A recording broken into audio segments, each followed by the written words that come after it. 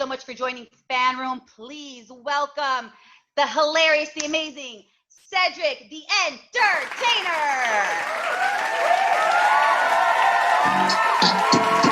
Oh, that's right. He's bringing the music, y'all.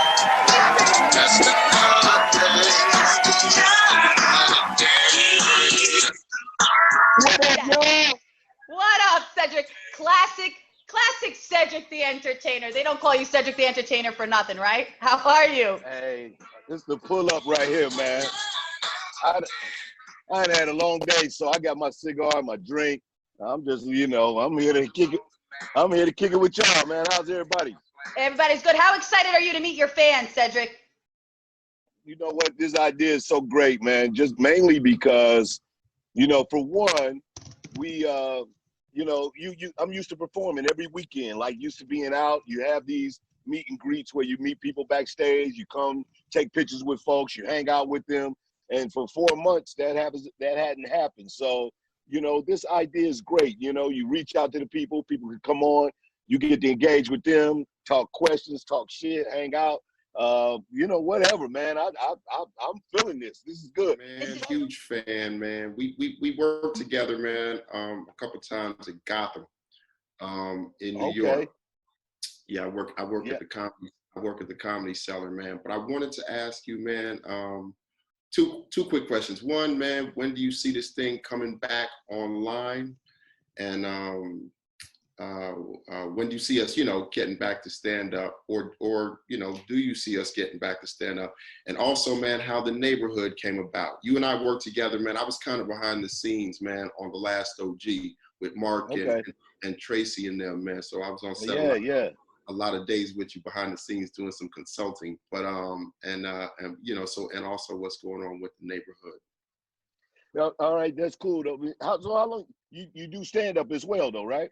Absolutely. I work at the Comedy Cellar, man, here in New York, man. Yeah. That's a legendary spot right there. Yes. Yeah, man. Like, so, for this business is so interesting, man. Of course, we have some clubs that have called and tried to book. They're doing what they call a social distancing kind of book in the room, half full kind of thing. And I was down with it until my boy DL fell out on stage. Yeah. I was like, hey, done deal. It's over. But he's doing great, man. He's one of my great friends, and he's doing great. But, the COVID, of course, is very serious. And it's still a few people. I know D-Ray, there's a couple of people out still doing some clubs. And, but I don't think it's really going to open back up till people feel really comfortable going back out in public and for, the working comic, for, like guys that got stuff on your mind, it's also therapy for us. People don't understand, like, it ain't just about the money. Like, you got to go up there and get it out, man. So it's been very tough, and even on every level, and because all the clubs are shut down, and I'm not a virtual comic kind of dude. Like, people, you gonna do a show? They expect me to do a show on here, and as far as the neighborhood goes, man, go ahead, John. No, I was gonna say these virtual shows are terrible. It's not the same. We don't get the feedback. Yeah, you need a vibe, man. You gotta have a vibe when you walk on that stage, and even if the room sucks, right? If people just not feeling you, at least you know that. Like, you know it. But if people like in their own space and in their own living room, bathroom, you just don't even know what's happening. You don't know how to read that energy back. And so in a live situation, you can pivot. You can be like, all right, cool. If I get one person laughing over here to the left of me, then I'll just tell jokes to that person until everybody else get it. Yes. So that's that kind of thing. Now, the neighborhood was a really great. I actually had a production deal at CBS to develop, and this is me coming in. I just come off the Soul Man on TV Land, which was a small cable show, but a great show, ran for 5 seasons. And then so we got the deal at CBS to develop, and so we had actually developed like 3 other shows. And you probably heard my manager and my partner Eric Rohn was on here too. So we did all these things together, and so they didn't pick up any of those shows, and they already had bought this show, The Neighborhood, from the writer and the creator Jim Reynolds, who came from Big Bang Theory. So he was a big deal. He came from a big show. And Yeah. so he had this idea about a white guy moving into a black neighborhood, but he was writing it from the white guy's perspective. And so I said, well, you're moving into a black neighborhood. So it got to be about how the black guy feels. So this is how we end up shaping the show to where it was comfortable for me to do it. And we were able to put together a great cast. And we, you know, we're big success. And I'm really blessed, man. I count that as joy. You can't take television for granted out here, man. Shows come and go. No, you cannot. Yeah, man. And Last you OG so was much. great, so you contributed to that. And again, another one that everybody loves, man. So the Last OG was dope. So big up to you, man. And big up, man. Josie, how are you? Good. I saw you last time when we did the George Lopez live, Yeah. the fan live. So I wanted to join. Yeah. Something fun to do during quarantine. Oh, so nice. Yeah, I So appreciate you. during quarantine, I finished the last season of Power. Okay. And I saw you in the last episode. I was like, what? He's here. That was a good cameo. That was a fun one too, because you know, they promoted me 2 or 3 episodes before they ever showed me, and the big thing on the internet was that Ced dead already? Like, because the first time they ever showed me in the promos, I was on the ground dead, and people was trying to guess, like, was I actually gonna be on Power? And so they had to kind of back tell the story, and then that's how you found out my character was on there. So again, another great opportunity. These are the kind of things that you know that happen in this business, where I happen to be at a birthday party with the creator Power, Courtney Kemp, amazing writer and creator, and I just mentioned that I wanted to do something dramatic, and she was like, "Really?" And she said, "All right," and she literally called me for that role. So it was perfect. You know, even though I got killed, I was glad to be in something where I wasn't telling jokes. So that was kind of dope. You asked for dramatic, so they gave you the whole soap opera dramatics there. Yes, very It was cool. a surprise seeing you there. I was like, wow. Also, You know, and we try to talk them into bringing us back into one of those prequels or sequels they're doing. You they know, have a sequel coming out. Maybe you'll be back. I mean, people do come back from the dead on TV shows. yeah. Well, they're telling the story from things that happened before Ghost, so I would still be alive in that version of it. So I'm kind of like putting it in her ear. I'm like hitting her with the emails, like, "Hey, I think Croup should show back up somewhere." It'd be nice to see you this season. Thank you, Thank you so Josie. much. Appreciate you. All right, we got Reun Orr. He's so excited to meet you. We got Reun. Reun, what's your question? What's up, fam? How you doing, Sensei? Can you hear me? Yes, indeed. Yes, sir, man. I'm so excited, brother. I'm so excited to meet you, man. That's good. I got a couple of. How old were you when you had a love comedy? Did you notice you had a gift for it?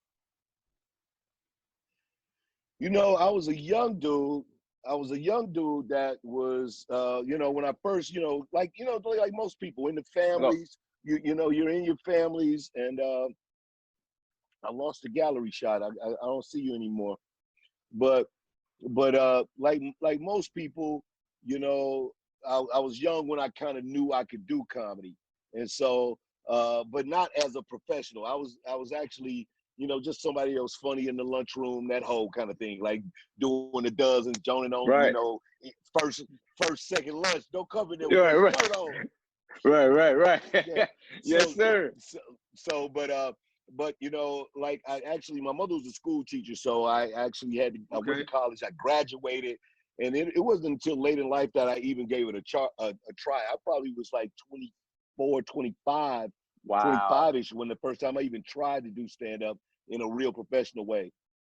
Wow. Oh, that's tight, man. Because, you know, I myself, I'm 27 years old, and then because I do impressions, and I noticed that, you know, I mean, I've been watching you, Bernie, DL, Steve for years, man. You got to give me a good strong one. What's the strong one you got? Hey, a strong one I got for you, brother. I have to do Eddie from Barbershop. I have to do that for you. Yes, okay. sir. Yes, sir. Okay, so my favorite scene is when you was on a train, you was on a red line train, and you was talking to the cat, and you said, what kind of coffee is that? Okay, so it's herbal. Oh, you let toast and tolerate. You know, see, man, I had one of those coffee one time, and my butt like Billy Cleaver. Ooh, and the smell. Man, look, the smell, I had to smell, the smell was so bad, I had to hit myself outside. Man, look, I had a little Milky Way, and it went to pop, pop, pop, pop, pop, pop, and the lactose toleration. Look, yeah, man, I'm trying to help you. You sitting there with your little laptop saying, you know, I know. Yeah, when you told him, I said, not the black people. Better me, I keep myself with me. Okay, I cut you. You remember the end of www.caughtamother.com to me looking at That was all yes, improv, man. Yes, sir, man. That was all improv in that movie. That was a great thing about that character too. Was you know, in casting for that, they actually wanted me to be the Anthony Anderson character when they cast me for it. But I wanted to play the old man. And so I had to, we had to negotiate for that. And I let them know that I had this old man in my head. And so a lot of that stuff right there was all improv, man. It was just me having fun with it. It's just that, I mean, like the character you created, I mean, like this is like, it's Cedric all day. You know what I'm saying? It's Cedric the entertainer all day, you know? Big up, man. Yes, sir. Yes, sir. So you do impressions. Who else you got? Yes, what sir. else? Well, give me one more, man. Well, I could give you your boy Bernie Mac for you. You know what I'm saying? All right. Bernie, you know, Bernie. Do the legend. Yes, sir. Bernie come out. I'm tired of the motherfucker, man. Some bitch on his goddamn joke. Bad New Year's Eve, 2000. You in the world coming. You some bitch when I bought water, sardine. Beef soup. You can tell that motherfucker when you thought you were gonna die so 12 o'clock did. Quit believing everything you did. Believe yourself. This shit happen. Everybody leaving motherfucking kids. Everybody talking about kids. Everybody talking about how bad kids is. You can't say kids bad. I'll fucking kid up. That's Bernie Mac dead on, bro. That's one of the better ones right there. Yes, sir, man. Appreciate it. I almost needed you to be in closed caption. Oh, yes, sir. Yes, sir. Yes, sir. Ruan, thank you. Man. Yeah, thank you so much. Yes, thank you. All right, Cedric, we got Pamela Clark. Yeah. She's on. I heard her. You heard me? Yeah, I hear you. Beautiful. Okay. Hey, I'd like to know, what's your favorite song? Oh man, I have so many great songs. But you know, for me, my favorite song is "Come Live With Me" by Marvin Gaye. It's on the "I Want You" album. It's my favorite song right there. You don't know about Marvin. Hey, what's our favorite song? Oh, what "Love Will Keep Us Together" by the. No, we're not going there. What about "I Can Sing a Rainbow"? Oh, that's you put me on right here. So great story is Pam and I. She's my cousin, but we were going to my uncle's 80th birthday, and we were putting together a playlist for him. And so she heard my sister. We just like naming songs, and Pam started killing us, and she hit us with the Dales. I Can Sing a Rainbow. That's for everybody playlist. Get that song and you'll be like, yo, this is like great music. It's an old school song, but it's amazing. And yeah, you put me on. Who's the other person, Pam? Some person we had never heard of. Garland Green. Garland Green. One album. Jealous Kind of Fellas. Garland Green. We had a ball that weekend. That's dope right there. That was a really great weekend right there. So, Lou, I like your glasses too. What's with the glasses? You good? Yeah, I'm good. Getting a little old. Got to wear some glasses now. You know how that is. Yeah, that's like that's that. You know, is it nearsighted or farsighted? What you need? It's that astigmatism going on right now. Oh, it's astigmatism. I think that's just a need to get you a card so that you can have. Well, you got Norman, so it don't really matter. You don't need none of that. Right. I like your cup. Cause what I got in my cup? I know. Tequila. Cheers to you, cousin. Tea. I got tea. You got tea? Tea, it's a teacup. Yes, a pleasure. Thank you for joining. Oh, no problem. Love you, cousin. Thank you, Pamela. Bye, baby. Bye. We got Mark Hughes. Oh, that's another legend. It's all legends on here. That's how Cedric rolls. You only roll with legends. We got Mike Hughes. Mark Hughes. Sorry, Mark. What's your question? My dean right there. Let me, how you doing this morning, brother? How you doing? What up, Mark? How you doing, brother? Doing wonderful, wonderful. Just here in Dallas, today, checking out the show program. Yeah, man. Big up, man. Just wanted to sign on and see what's going on.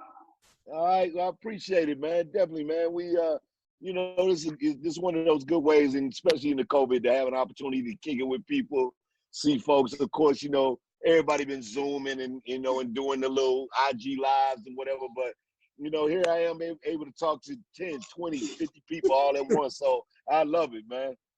Good. I see you doing well. Just wanted to, congratulate you. Definitely gonna look forward to your show tomorrow. All right, definitely, man. That's gonna be fun. Make sure you tune in. You know, I tell a story like Mark again, somebody I grew up in my neighborhood, one of the best salesmen ever. We used to joke about it. Especially shoes, any pair of shoes that Mark ever wore was the best shoes ever. You'll be like, yo, man, what's up with those shoes, man? Let me tell you, these shoes, the most comfortable shoes I ever had on my life. I probably got at least 10 pair of shoes that Mark had just gassed me up on. And I was like, yeah, I'm getting them. I'm getting them in all colors. Mark said these are the best shoes ever. I think I bought my first pair of Uggs that way.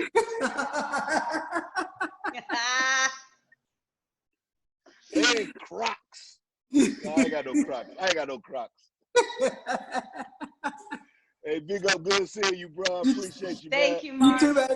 All right. All right, we got Tasha. Tasha, what's your question for Cedric? What's up, Tasha? Hey, Seth. How you doing? I'm doing all right. I'm down here in Houston with these hard-headed people. H-Town, yeah. Yeah, I know. It's a lot down there, you know. Has it got real hot yet? Yeah, it has been. It has been. And, man, I'm riding around without no AC. Oh. I said, I was in Houston one year and we was doing that show, the big home improvement, where they used to go and fix people's houses, a home improvement show. It was so hot down there, I saw a puddle of water jump in the swimming pool. Yeah, it's rough. It's real hot down here. But, you know, these people down here, some of them, they still not listening. But, you know, I do what I have to do. But I don't need to be in the car that long anyway. I don't need to be going out like that anyway without them. Oh, that's right. So how you doing? I'm doing all right. I'm hanging in there. You know, it's just me right now. Like, I ain't gonna get my kids yet. They up in Milwaukee with their dad. So I'm just hanging in there. They got stuck up there for spring break. So. Oh, man. So they've been stuck since the quarantine. Yeah. But that's okay. They safe, though. That's all that matters. That's right. My question was for you was, how do you feel about how the country is dealing with like this whole quarantine situation and like as far as like some of these states opening up? And do you think that with some of the businesses that are opening up, do you think that are they all essential? You know, I mean, that is a big question. You know, what kind of business you in, first of all? What you do? Okay, I'm a cargo reservations agent. So but big cargo elements that go, you don't really have to necessarily be with people on a regular basis though, right? That's true. Yeah, so I mean, you know, I mean, of course you see the situation has not gotten better because we've been, you know, we got quarantined, it was trying to be under control, and then each state started to let people back out, you know, and so, you know, in all these states where it's spiking, including where I am in California, it's tough, you know, because we all been trapped and we all want to go. We all kind of want to live life the way we, you know, used to living it. But I don't think that until we can kind of get this thing locked down, like, you know, like stop it from spreading, it'll never stop. And so, you know, this is one of these things that's really, really tiring for everybody. But at the same time, we got to show some discipline, you know? Exactly. It's like if you, yeah, so, you know, it's one of those kind of things where, and, you know, I mean, I want my hair cut, you know what I'm saying? I don't need to have all that. You You know what I good? mean? You Oh, you good? like it? Okay, Yeah, you good. I was throwing it out there to make sure I got a compliment or Good, something. You you good? good. You like that? All right, cool. But my, your nails and all those kind of things. So you got to, that all those kind of things very, very, very weird. And of course, the restaurants is a thing, because you do want, especially small Black businesses, they're the ones that fold first. You know what I'm saying? So you That's figure true. out like it need to be some stimulus to keep these up because it ain't like they get the wide audience. Like it's Black people that support them, and if you close them, then they just it's gonna be hard to survive. So these are the things where we got to try to get this under control. That's all I can say. When I'm Yeah. out, I'm in my house, but I do wear my mask. I ain't one of them people. I'm trying to be a part of the solution. That's true. That's a good opinion. But my issue is that some of these businesses, like you said, like the nail shops and everything, they don't need to be open right now. I mean, you can go to the Walmart and get you a pet egg. But Yeah, my no, issue, that's real. That's real. There's certain stuff you got to do yourself. Like anytime somebody got to touch you or they got to be that close, you gotta agree. That's true. That business don't need to be open right now. I'm all up on you, touching your hands, and is that got your feet. and another thing is the drive-through strip club. We don't need that right now. You sure? Yes, Sure the drive-through strip club. we don't. So Why is you that? said we don't need the We don't drive-through need strip that right club. now. Not right now. It's Houston, no. I mean, we drive through. I'm in my car. Ain't nothing to do a little bit of But it take away from the appeal when the strippers wearing a mask and some gloves. Come on now, that ain't sexy. ass and titties. Ass and titties is all Right? we need. No, Not not that. right now. It's too soon. Some of these strippers, I almost suggest they wear a mask. Yeah, that's true. Some of these people too. They just go out and be like, I want to be seen. I want to go to the water park. I want to be seen. I don't care. Coronavirus ain't gonna affect me. I just want to be seen.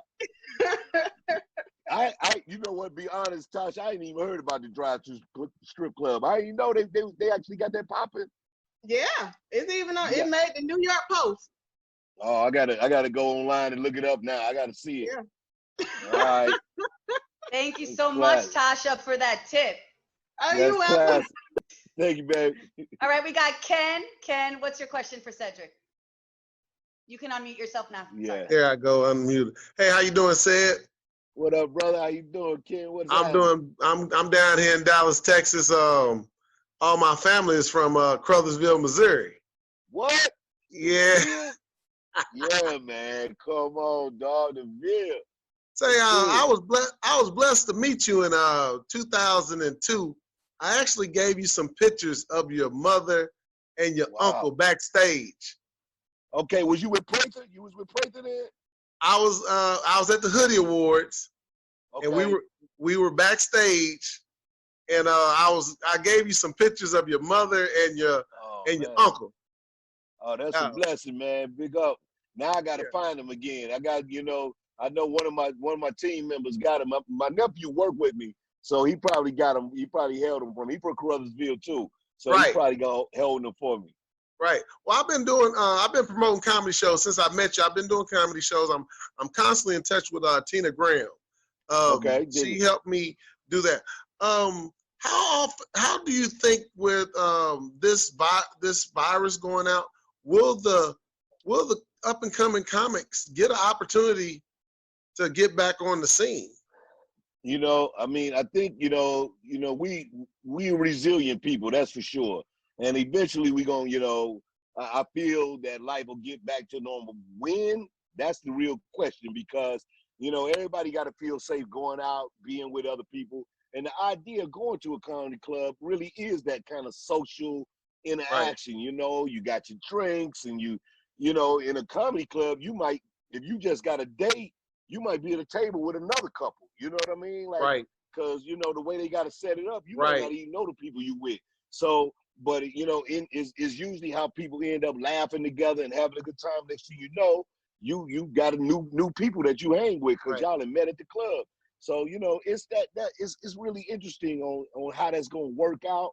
And I'm not sure, but I think especially for young comedians, people who were kind of just starting out and folks that was building their audience up, I'm not sure exactly how that's going to happen. But, you know, you got to stay active on Instagram and on the internet, and just to stay active. But, you know, we were talking about that with another comic earlier, that it ain't the same, you know, because we need that live, you know, camaraderie that's happening between the audience and the person with the microphone. So it's gonna be tough, man.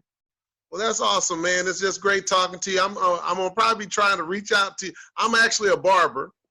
Okay. I've been cutting hair for about 26 years, and you know, practicing safe everything, trying to do all that. I'm gonna be trying to reach out to your management, man, because I've actually, because of the pandemic, I started selling pies, and I want to try to get what kind of pies, man? Man, I got a pecan sweet potato pie with a bourbon sauce. What? Yes. What that recipe? You gotta explain that recipe right there. Well, wait a minute, pecan, sweet potato with a bourbon sauce. Correct. Come on, tell the story, man. Where'd that come from, bro? Well, what it was is it's two of your favorites.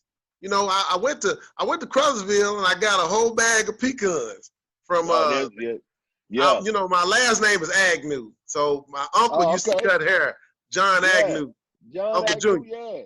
Yeah, so I went and got some pecans, and I knew my sweet potato pie was good, and I made a pecan pie on top of it, and then I made a bourbon sauce with brown cinnamon and sugar, and you put it on it. I sent Tina Graham one yesterday, matter of fact, to New Jersey, up to Elizabeth. All right. My people, they gonna reach out. They gonna get you before you can hang off. That's what I like to hear. I like to hear that. Thank you, Ken. How much it cost for one of them white only pies? I want to do that movie like on Life. How much it's gonna cost? I call it Cadillac pies. How much one of them Cadillac pies? What's up, Carrie? What's up, Carrie? How you doing? I really don't have a question. I was just really sitting here listening to you. I'm here in St. Louis, not far from where your mom lives. We're right here in Florissant. What's up? All right. So just wonder whenever the virus is up, you can get back to St. Louis and do some things. Yeah, definitely. You know, I was gonna come back. They're doing a big graduation for all of the kids who, of course, they missed their graduations this year. And so next weekend, I believe it's next Friday, they're doing a big graduation. I was supposed to be the commencement speaker, so I end up having to do it virtually. But you know, it's those kind of things where I really try to get back to the city. Of course, my partners, Kelvin Bland, Eric Rohn, Lil Eric, Rodney Hubbard, all my squad that's there. We try to stay on the ground and really stay active with any way that we can be involved in the city. And so, you know, and of course, you know, my mom passed, and so you don't have that same fire to come home like I used to. You know, when I used to go and come and hang with the mom, and that's a great neighborhood out there where where you guys live. So that always felt like, for me, like this really cool safe haven where you come, go, and relax and chill. And so I still feel like that about St. Louis, that it's home for me. Even though I've been out here married with kids, I still like to go there. When I'm there, I feel like I'm back to the old me, if you will. Yeah, I was going to say, we run into Nelly every now and then, coming out Halls Ferry and through Vail and whatnot. Oh, yeah. Didn't know whether or not you ever run across his path. Oh, for sure. Matter of fact, just was talking with Nelly last week. So we, you know, he's got a house out here too. So, but we, you know, we're actually trying to do a little project together.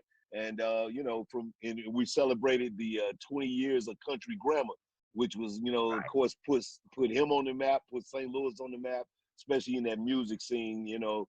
And, you know, I did all the little interludes and the comedy interludes on there. And so, that's the 20-year anniversary of that this year, right around this summer. And so we got on the phone, celebrated that, saluted. You know, he was really humble, thankful that I was just a part of it, and that's dope, man. And so and, you know, and St. Louis got a lot of legends like that, and so that's what, you know, I really appreciate that kind of connection still. Like, it feels personal. Right. Well, just wanted to support you as much as we possibly could. You hang in there. Right. Hopefully, we'll see you eventually. All right, I sure Thank you, appreciate you. Thank you, Carrie. man. All right, bye. Yeah. All right, we got Miguel Acosta. How you doing, man? All is good, bro. Good seeing you, man. That's what's up, man. I was on the George Lopez one, and you called him, so we were chilling that day too, man. Yeah. I just had a question, man. Y'all, king of comedies, you know, we the young bucks, man. They don't really know how y'all used to get down. I tell my son we watch it, but yeah. y'all, I'll get together sometime, man. Maybe throw George Lopez in there. You know, this world we could all use a laugh. You know what I mean? Yeah. We need y'all, No. man. You know, like superheroes. Yes, sir, man. And that's love right there. And of course, we did a great tour, with me, George DL, and Charlie Murphy and Eddie Griffin. The comedy Get Down was dope. And so, we've actually been talking about, with me, DL, and Steve Harvey, been talking about this, the possibility of doing the Kings. And this was before the COVID. So they, of course, that threw everything off. But, the idea of, we'll be coming up on a 20-year reunion of, it might be this year, I think, of Kings of Comedy. So, yeah, it might be 01. I think it's next year. So, the idea that is like, I like that a lot, bro. Like and of course, George is my man's. His last special was coming. He came on here to promote his last special. We'll do it for half. That's dope. And so that's what it's all about, man. And we played golf the other day, so that's my brother, man. And so he wanted the best to do it. He been hosting Kimmel too this week, so y'all check him out hosting Kimmel. You got a new hairdo. Oh, the blonde hair, I called him Georgeston Bieber. I saw he used it on the show. He used it on the joke. He used it on the show. Thanks, Eddie, man. Much love, man. Appreciate it. All right, thank you, Miguel. Thanks for joining, man. I appreciate you, fam. All right, we got your fam in the building. I'm happy to talk, but I'm not camera ready today, guys. No problem, Sharita. You ask your brother any question you want, girl. You are VIP here. VIP.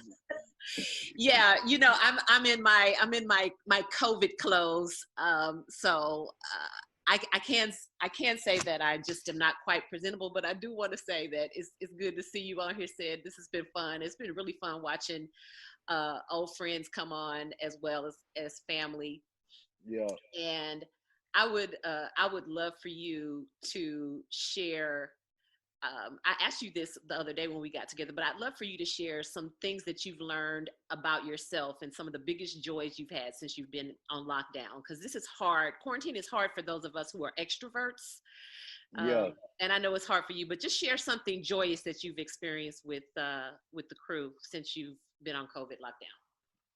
Oh, well, it's so great. I mean, the idea, of course, when you got to slow things down, you pay a lot more closer attention to the people that are around you, your loved ones. And, so we've just had some really great experiences. One, of course, just, loving on my wife a lot more, like really, enjoying that time, like waking up in the morning, watching TV with her. My kids are both really funny. Both of them have these unique, funny senses of humor, and it's great. And so I've been really loving that aspect of the quarantine because, as we know, all of us can be very busy. But like I say, I would do the show during the week and then hop on a plane and go do live performances on the weekend. So Sundays were kind of like my day when I get back home to, try to have time with the family and stuff like that. But you realize that you miss out on a lot of life like that. So it's been one of the more special moments right there. And just that idea to kind of slow life down, center yourself, and you realize you don't have to rush. When you could do it this way, you realize that everything doesn't have to be a rush, man. You don't have to try to cram it all in at once. So I agree. I think that's really helped me out. I agree. And I think that, it's really just a season that we have to Yeah. kind of approach this as a season. I mean, this season is, when it's all said and done, will last a good year. It's going to take the better part of a year for us to fully get on the other side of this and get a vaccine. But I think we all kind of need to think about, when I look back, you know, years from now, what am I going to be able to say that I did, that I discovered, that I accomplished during COVID, during the quarantine lockdown, because this is just unprecedented, and none of us that are alive right now have ever lived in a pandemic before, so we don't have anything to compare it to. But we still got to figure out how to be our best selves even in the midst of this. And I just love seeing you recreate yourself and find ways to still stay connected to your audience, you know, even in a situation like this. So I ain't got nothing but love for you, Cedric. Never love. Yeah, that's so awesome. That's so awesome. You know, my sister is an educator, and you know, she's in a very spiritual person as well, and keeps all of us and my whole crew. She brings a certain balance and levity to everything, and so it's one of those kind of people that you feel very blessed that you have in your life, because, you know, one, you never want her to ask you how so. Not have an answer. Those two words will forever go down. It's an inside joke, but the fact that those two words broke up a whole relationship. A whole relationship simply by asking how so. Well, Rita, thank you. Hilarious. Thank you. Thanks for having me, guys. Thanks for coming on. Sister. Love you. Love you too. All right. We got one last fan before we wrap up. Lisa. We got Lisa, dear. Yes, Lisa, what's your question? Yeah. Lisa, what are them cookies? How are you, darling? I miss you. I know, I miss you too. What are them cookies, Lisa? Whenever you want them, I'm there to make them for you. She got the fun cookies. Dude got a pie that's got pecans and everything. Lisa got fun cookies. That's all I'm gonna say. You did have a lot of fun, especially with Gary getting into that box. Oh my God, that's hilarious. How are you, darling? I miss you. I miss George, and I just texted with DL when I saw him hit the ground, and I was like, Yeah. oh, holy crap! I'm glad Derek was there, but it's like, dude, forget the hat, DL. The hat's very important, you know. I want the little brown one. Which one? Mine or Yeah. DL's blue brown one? No, your little brown one. My brown hat. You're doing a giveaway, Cedric. Remember you showed. Oh, Yes, that's right. remember the little That's brown? right. That's right. I was talking to you, so I was like, oh, he's All good. right. Did you? I post? I got you. Consider it done. Well, I got to see George last week on Yeah. the little web thingy. Then you popped in for a bit. I was like, oh, cool. I'll get to see everybody. Eddie's got to make one next. Yeah, Eddie, DL's gonna come on. DL's gonna do one in August, and I will get Eddie. And then we got a lot of cool people. Montel Jordan. We got a lot of people that's gonna play. Gonna get Nelly to play. We got a lot of people that's gonna play along. It's gonna be good. I miss you guys. I miss hanging out. All right, well, good. I appreciate you. I thank you for joining on and hanging out. Lisa is great. You know, her friends with George and would tour, be with us almost everywhere. We did the Comedy Get Down. She was on a lot of tour dates, hang out, good people, good laughs, and just kind of bring that energy. And so I appreciate you so much. We appreciate you. Thank you, Lisa. Thank you, man. So we got, Cedric, one more question. Cedric, thank you so much for letting me help with the show. It's an honor. Yeah, man. Everyone tonight was amazing, and so the support and the love for you is phenomenal, and it's a beautiful thing to still see the true love and yeah, man. You know, for so my question really simply, like, in this industry, we're in this business, we're all rocking, we do our thing. It's a constant evolution, and always you're always recreating yourself, and it's all this different stuff, and you never know when that recreation stops. But in the ideal world, in the ideal Hollywood, in the ideal movie business, in the ideal grit of the whole show, right?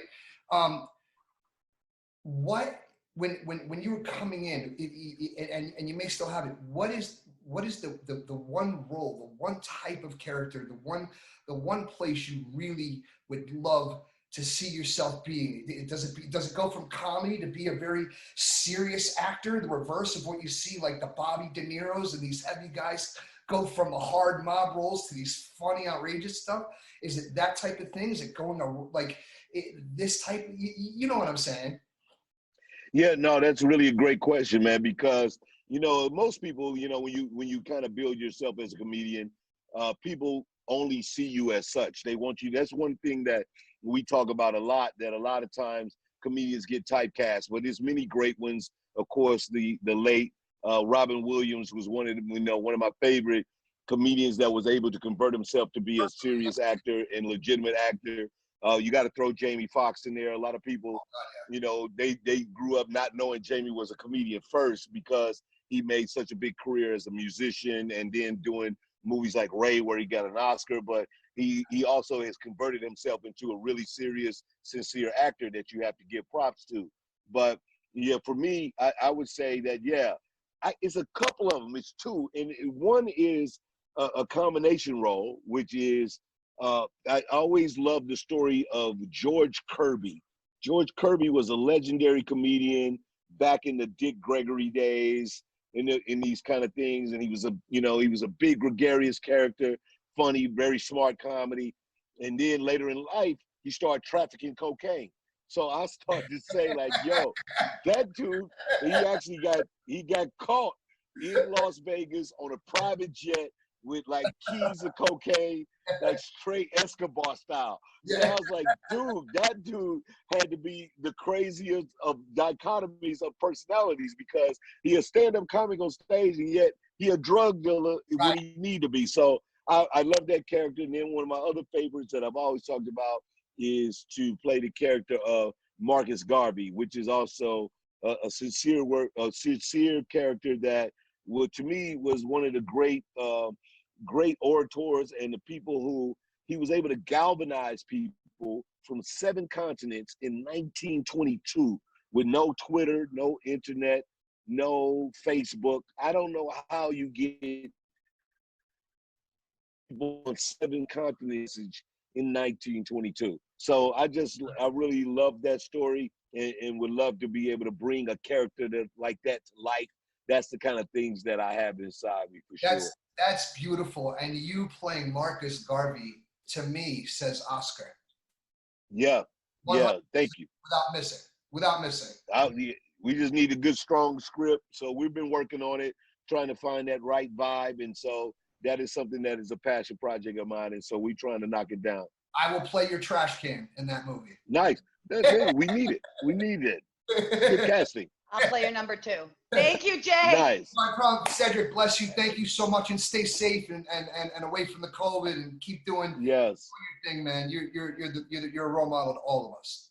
I appreciate it, man. Thanks, Thank man. you. All right, y'all.